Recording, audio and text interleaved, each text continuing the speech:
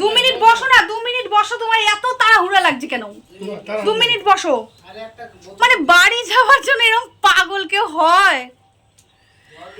এখন বাজে হচ্ছে গিয়ে 3টা, আমার ছেলে স্কুল থেকে আসছে। আর হচ্ছে গিয়ে বাবা ডক্টরের কাছে গেছিলো, পরে বাবার হচ্ছে গিয়ে ডক্টরের চেক আপ করলো, চেক আপ করে যত টেস্ট ফেস্ট আছে করলো। তারপরে হচ্ছে গিয়ে বাবা আসলো 12টা 1টার দিকে আসলো, তাই না? 1টা নাগাদ আসছে।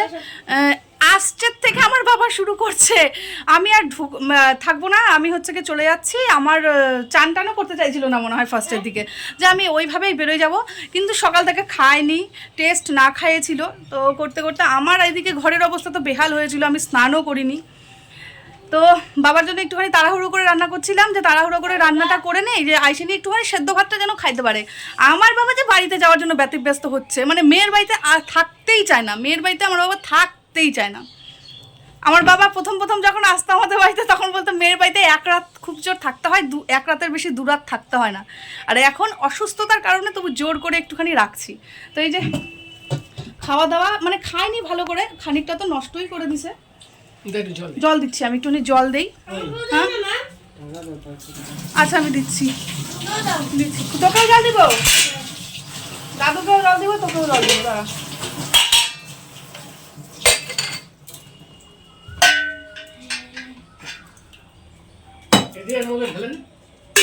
তুমি নাও না, তুমি এই যে নাও, আমি তো খাইলাম এটা মধ্যে।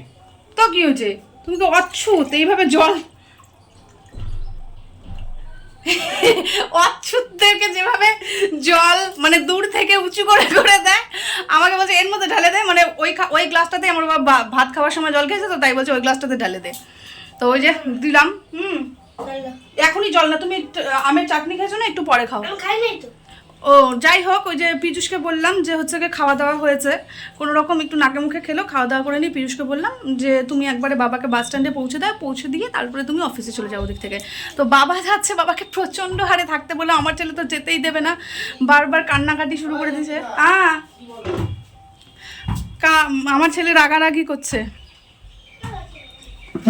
তো আমার বাড়িতে বাবা গেলে পরে আসবে আরেকজন, বাবা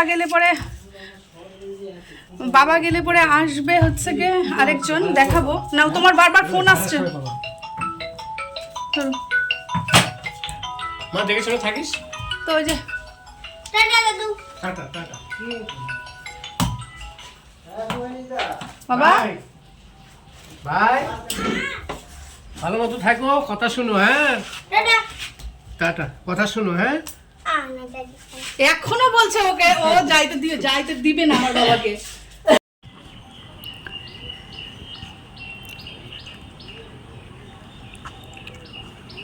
বাবাকে একবারে গাড়িতে উঠাই দিয়ে তারপরে বেরোয় তুমি। ব্যাগটা আটকায় নাও বাবা, আমাকে কিন্তু গাড়িতে উঠে ফোন করো।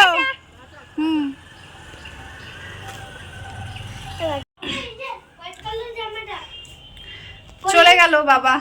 পড়ো, আমার ছেলে এতবার করে বলল, এই সব মানুষ যারা কর্মঠ মানুষ না, তারা বসে খেতে পারে না, তারা কাজের মধ্যেই থাকতে পছন্দ করে। আর আমাদের ঘরগুলো তো খুব সীমিত পরিমাণের জায়গা, এই জায়গার মধ্যে না থাকা খুব কষ্টকর। যারা থাকতে পারে অভ্যস্ত, আমরা থাকতে পারি, কিন্তু আমার বাবা, আমার শ্বশুর, আমার বাবার তো তবু সয়ে যায়, আমার শ্বশুর তো এসব থাকতেই পারে না। তো যাই হোক, বাবা ওই যে পীযুষ নিয়ে বেরোলো। এই ঠাটা পড়া দুপুরে কেউ রোদে যায় না, হয় খেতে শুয়ে পড়, না হলে বই নিয়ে বসো। তো যাই হোক বন্ধুরা, আমাকে তো দেখে বুঝতেই পারছো যে হচ্ছে কি স্নান হয়নি, আর বাবা চলে গেলে আমার একটু মনটাও খারাপ লাগছে। বাবার আরেকদিন থাকলে, আমি বারবার বলছিলাম যে আজকের দিনটা থেকে কাল সকালবেলা চলে যেও। তো বাড়ি থেকে আবার আসছে ভাই। মানে হচ্ছে গিয়ে আমাদের এই ঘরের এই যে অবস্থাটা হবে, অবস্থাটা তো একা হাতে সামলানো খুব ডিফিকাল্ট। ভাই আসছে, তার জন্য একটু হাতে হাতে কাজ করে দেওয়ার জন্য। তো চলো ভাই আসুক, ভাই এলে তারপরে তোমাদেরকে দেখাবো। এখন আমি স্নান ধান করি। আমার পুরো এই যে দেখো সব হচ্ছে গিয়ে অগোছালো পড়ে আছে, এগুলো আমাকে ওই যে ওই ঘরটা তো ভাতের চাষ হয়ে রয়েছে, একটু পরিষ্কার করি তারপর।